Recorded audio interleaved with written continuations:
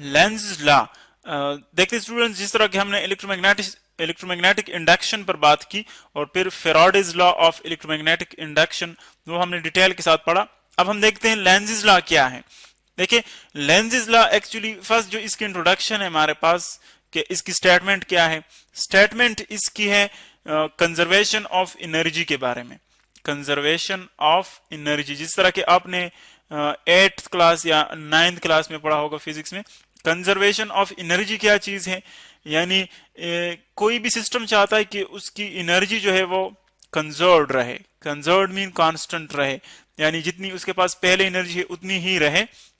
या दूसरी स्टेटमेंट हमारे पास इसकी ये है कि एनर्जी जो है वो कभी डिस्ट्रॉय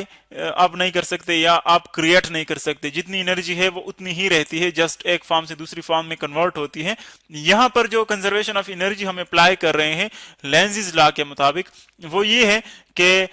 किसी भी सिस्टम की जो टोटल एनर्जी है वो अपने आप को कंजर्व यानी कांस्टेंट रखना चाहती है। और इस कंजर्वेशन ऑफ एनर्जी को अप्लाई करने के लिए, यानी अगर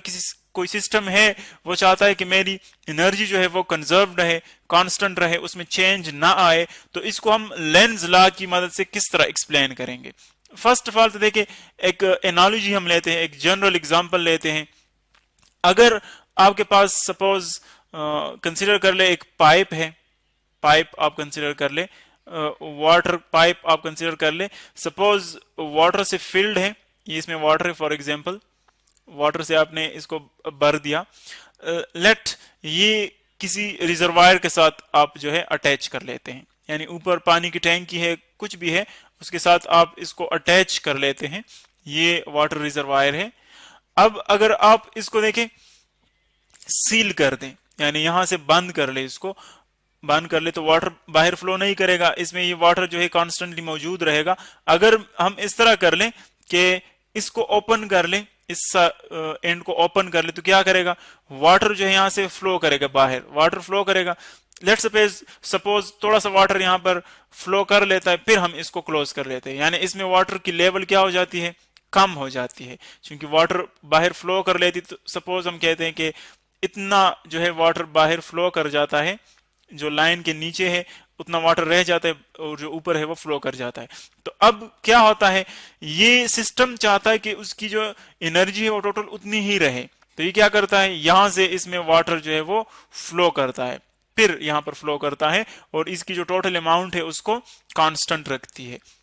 यानी ये तो एक हमारे पास एक जनरल एग्जांपल है कि किस तरह हम देख सकते हैं कि कोई सिस्टम अपनी टोटल एनर्जी को कांस्टेंट रखना चाहती है। यहां पर हमने मैस फॉर्म में पढ़ा, वाटर हमारे पास एक मैस फॉर्म में है, लेकिन ये इक्वली वैलिड है एनर्जीज के लिए कि अगर किसी जगह पर एनर्जी ज्यादा है तो वो कम की तरफ फ्लो करती है, और हमेशा किसी सिस्टम में अगर एनर्जी आउट होती है तो वो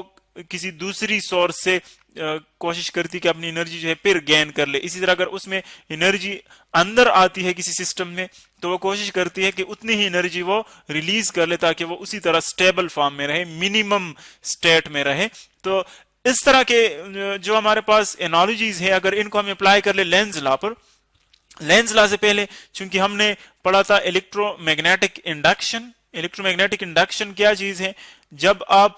किसी मैग्नेट के सामने आप रख लेते हैं किसी कॉइल को, और कॉइल में या मैग्नेट में से किसी भी एक को आप मूव करते हैं। फॉर एग्जांपल ये है हमारे पास एक बार मैग्नेट, ये नॉर्थ और ये साउथ, इसके सामने जब आप कॉइल रखते हैं, यूं एक कॉइल रखते हैं, इससे चूंकि मैग्नेटिक लाइंस निकलती है नॉर्थ से अवे की तरफ, बाहर की तरफ, तो हम कहते हैं कि जब आप या इसको मोशन दे दे, कॉइल को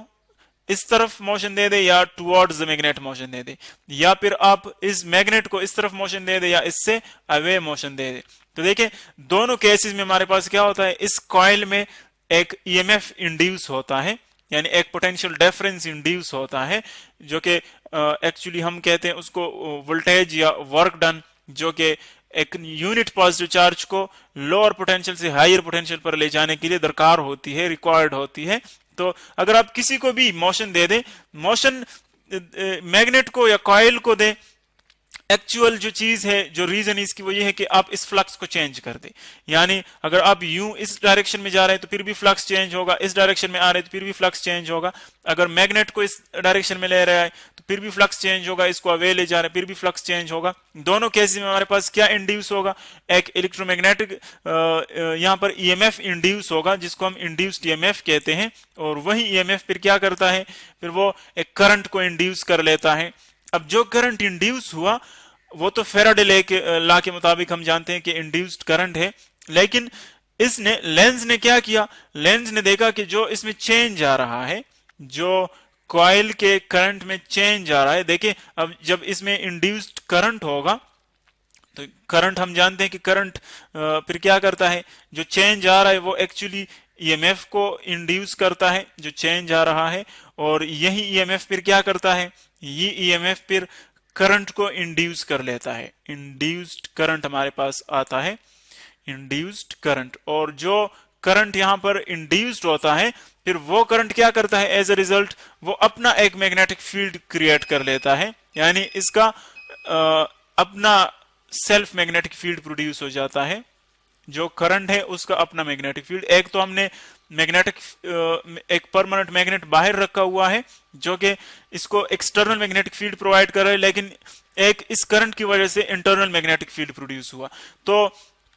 अगर आप देखें यहां पर फॉर एग्जांपल हम कहते हैं कि इससे 10 लाइंस पास हो रही है, यानी आपने मैग्नेट को रखा हुआ है, ये नॉर्थ पोल है उसका, और ये कॉइल है, आप इसको सोलेनॉइड कंसीडर कर लें। इससे सपोज हम कहते हैं 10 लाइंस पास हो रही है, 10 मैग्नेटिक फील्ड लाइंस। अब अगर आप इसको इसकी तरफ मूव करते हैं, यानी कॉइल की तरफ आप इसको मूव करते हैं, तो क्या होगा, नंबर ऑफ लाइंस जो है वो इंक्रीज होंगे, यानी 10 से 11, 11 से 12, 12 से 13, जितने आप इसके करीब आएंगे उतना ही फ्लक्स इंक्रीज होगा, नंबर ऑफ लाइंस जो है वो इससे ज्यादा पास होंगे। तो अब चूंकि फ्लक्स चेंज होगा तो इसमें करंट भी इंड्यूस होगा, इस कॉइल में करंट भी इंड्यूस होगा आई, तो वो करंट जो इंड्यूस होता है वो अपना मैग्नेटिक फील्ड प्रोड्यूस करता है, लेकिन जो मैग्नेटिक फील्ड वहां पर इस करंट की वजह से इंड्यूस हो रहा है उसकी डायरेक्शन ये होती है कि ये इस चेंज को अपोज करती है। यानी फॉर एग्जांपल चेंज जो है वो इंक्रीजिंग चेंज है, यानी मैग्नेटिक फ्लक्स इसमें इंक्रीज हो रहा है 10 से 11, 11 से 12, तो इसका जो मैग्नेटिक फील्ड है वो इसके रिवर्स डायरेक्शन में प्रोड्यूस हो जाता है, अपोजिट डायरेक्शन में, ताकि जो इंक्रीज इसमें आ रहा है उस इंक्रीज को वो कैंसिल कर ले और अपना जो पहले वाला स्टेट था, जो पहले इसमें फ्लक्स था, उसको कांस्टेंट रखे। यानी एक्चुअली अगर ये 10 से 11 हो जाता है, 11 लाइन जिससे पास होती है फॉर एग्जांपल, तो जो इस करंट की वजह से मैग्नेटिक फील्ड प्रोड्यूस होगा वो क्या करेगा, वो फिर चाहेगा कि ये 10 ही हो, यानी जो इसमें इंक्रीज आ रहा है उसको अपोज करेगा। यानी जो मैग्नेटिक फील्ड यहां से प्रोड्यूस होगा इस करंट की वजह से वो इस एक्सटर्नल मैग्नेटिक फील्ड के अपोजिट डायरेक्शन में होगा, क्योंकि वो नहीं चाहता कि उसमें चेंज आ जाए, तो वो उस चेंज को अपोज करेगा। तो इस जो अपोजिशन इसमें आ रही है, यानी जो अपनी स्टेट को कांस्टेंट रखना चाहती है, तो इसको हम कहते हैं कि वो एक्चुअली अपनी एनर्जी को कांस्टेंट रखना चाहती है, वो नहीं चाहती कि उसकी एनर्जी चेंज हो जाए। तो जो अपोजिट डायरेक्शन में वो फील्ड क्रिएट कर लेता है, ये हमारे पास पहले जो स्टेटमेंट थे वो आई थी लेंज की, कि लेंज लॉ कहती है कि अगर आप किसी भी यहां पर सर्किट में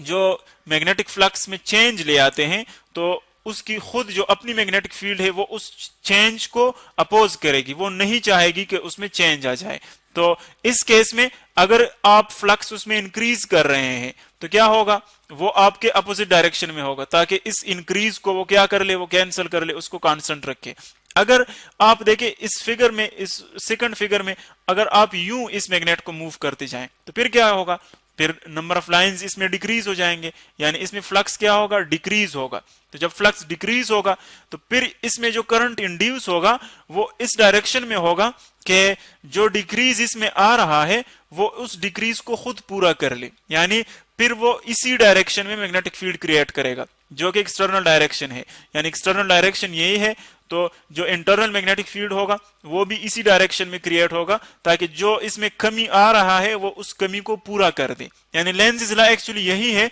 कि अगर आप फ्लक्स को चेंज इंक्रीज कर रहे हैं तो वो आपके अपोजिट डायरेक्शन में होगा, और अगर आप फ्लक्स को डिक्रीज कर रहे हैं तो वो आप ही की डायरेक्शन, मैग्नेटिक फील्ड की डायरेक्शन में होगा। इस पूरे स्टेटमेंट को हम क्या कहते हैं? Lenz law.